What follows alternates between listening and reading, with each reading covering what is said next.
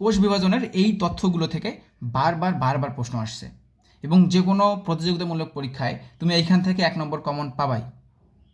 তো এখন আমরা এই তথ্যগুলো একদম মুখস্থ যেন হয় সেরকম করে পড়বো, একদম যেন আমাদের মনে থাকে সেরকমভাবেই পড়বো, এবং পরবর্তীতে এই পরীক্ষার ওপর আমি তোমাদের টেস্ট নিব, যেটা তোমরা বসে বসে এই ভিডিওটা দেখেই তোমরা সেই টেস্টে অংশগ্রহণ করতে পারবা। ঠিক আছে? তো আমি সৈকত পড়াশোনা করছি বাংলাদেশ কৃষি বিশ্ববিদ্যালয়, ডক্টর অফ ভেটেরিনারি মেডিসিন। এখন তোমাদেরকে পড়াবো কোষ বিভাজন যে অধ্যায়টা আছে সেখানকার সবথেকে ইম্পর্টেন্ট তথ্যগুলো। প্রথমে আসি সিনাপসিস। সিনাপসিস কোথায় ঘটে? সিনাপসিস ঘটে জাইগোটিন উপপর্যায়ে। দেখো ভাইয়া, আমি এখানে তোমাকে সিনাপসিস ঘটে জাইগোটিন উপপর্যায়ে এটা বলে দিলাম, তারপর কিন্তু আমি এটা ঢেকে দিব। পরবর্তীতে যখন আমরা রিভিশন দিব তখন তোমাকে এই সিনাপসিস দেখেই এইখানে কী তথ্য ছিল সেটা মনে রাখা লাগবে, সেটা মনে করতে হবে। যদি তুমি মনে করতে পারো তাহলেই বুঝবা যে তুমি এই তথ্যটা তোমার মাথায় ঢুকে গেছে বা মাথায় তোমার গেঁথে গেছে। ওকে, তো আমি যখন পড়াবো তখন অত্যন্ত মনোযোগ দিয়ে দেখার চেষ্টা করো। তার পরবর্তীতে যখন আমরা রিভিশন দিব তখন যেন তুমি এই ওয়ার্ডটা দেখেই এখানে কোন ওয়ার্ডটা লেখা আছে বা কোন ওয়ার্ডটা ঢাকা আছে সেটা যেন তুমি বুঝতে পারো। তারপর আসি প্রান্তীয়করণ। প্রান্তীয়করণ ঘটতেছে কোথায়? ডিপ্লোটিন উপপর্যায়ে। প্রান্তীয়করণ ঘটতেছে ডিপ্লোটিন উপপর্যায়ে। পোলারাইজড বিন্যাস। পোলারাইজড বিন্যাস কোথায় ঘটতেছে ভাইয়া? লেপ্টোটিন উপপর্যায়ে। পোলারাইজড বিন্যাস আমরা কোথায় দেখতে পারি? লেপ্টোটিন উপপর্যায়ে। আবার বাইভ্যালেন্ট সৃষ্টি। বাইভ্যালেন্ট সৃষ্টি আমরা কোথায় দেখতে পারি? জাইগোটিন উপপর্যায়ে। বাইভ্যালেন্ট সৃষ্টি দেখতে পারি আমরা জাইগোটিন উপপর্যায়ে। তারপর আসি কায়াজমাটা তৈরি। কায়াজমাটা তৈরি আমরা কোথায় দেখতে পারি?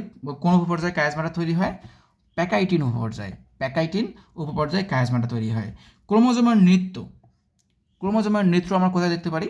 ক্রোমোজোমের নৃত্য আমরা দেখতে পারি মাইটোসিস কোষ বিভাজনের প্রোমেটাফেজ পর্যায়ে। এটা কিন্তু উপপর্যায় না, এটা পর্যায়, প্রোমেটাফেজ পর্যায়। তারপর ক্রসিং ওভার। ক্রসিং ওভার আমরা কোথায় দেখতে পারি? ক্রসিং ওভার আমরা দেখতে পারি ভাইয়া প্যাকাইটিন উপপর্যায়ে।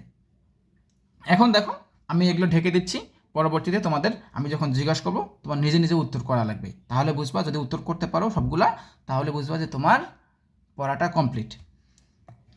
এক এক করে আমি ঢেকে দিচ্ছি, এক এক করে আমি ঢেকে দিচ্ছি।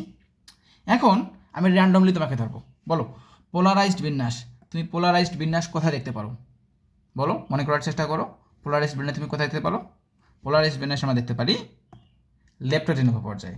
তারপর যদি বলি এখন কায়াজমাটা তৈরি। কায়াজমাটা তৈরি হয় কোন উপপর্যায়ে? বলো, মনে করার চেষ্টা করো। তো আমি তো ভিডিওতে আগে বলেছি, 2বার করে বলেছি, মনে করার চেষ্টা করো। কায়াজমাটা তৈরি হয় প্যাকাইটিন উপপর্যায়ে। তারপর আসি ক্রোমোজোমের নৃত্য। এটা কিন্তু অনেকবার আসছে, আমি কিন্তু বলেছি এটা একটা পর্যায়ে ঘটে, এটা উপপর্যায়ে না। এটা কোন পর্যায়ে ঘটে? মনে করো, মনে করো, মনে করো। এটা ঘটে প্রোমেটাফেজ পর্যায়ে। তারপর যদি এখন আসি সিনাপসিস, এটা মোস্ট ইম্পর্টেন্ট, এটা বারবার আসছে, অনেক কয়বার আসছে। তো এটা কোন উপপর্যায়ে ঘটে ঘটে ঘটে বলো, মনে করো, মনে করো, কোন উপপর্যায়ে ঘটে? এখানে কোন ঢাকা আছে? বলো বলো বলো বলো বলো। এখানে ঢাকা আছে জাইগোটিন, অর্থাৎ সিনাপসিস ঘটে জাইগোটিন উপপর্যায়ে। তারপর যদি এখন বলি প্রান্তীয়করণ। প্রান্তীয়করণ কোন উপপর্যায়ে ঘটে? জাস্ট মনে করার চেষ্টা করো, এই মনে করাই তোমাকে পরীক্ষায় 1 নাম্বার পাই দিবে।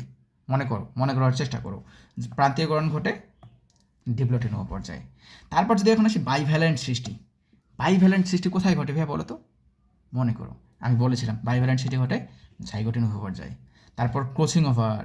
ক্রসিং ওভার এটা কিন্তু অনেকবার আসছে, হাজার হাজার বার আসছে, এটা তোমাকে পারতেই হবে। বলো ক্রসিং ওভার কোথায় ঘটে? ক্রসিং ওভার ঘটে ঘটে প্যাকাইটিন উপপর্যায়ে। তো আশা করি এই তথ্যগুলো তোমার একদম মাথায় গেঁথে গেছে। যদি তুমি না পারো 2বার থেকে 3বার ভিডিওটা দেখো, তাহলেই দেখবা তোমার মাথায় তথ্যগুলো একদম সম্পূর্ণভাবে গেঁথে গেছে, এবং পরীক্ষায় আসলে এখান থেকে তুমি কোপাকপি ছাড়া কোনো কথা হবে না। ওকে, সবার জন্য শুভকামনা। আসসালামু আলাইকুম।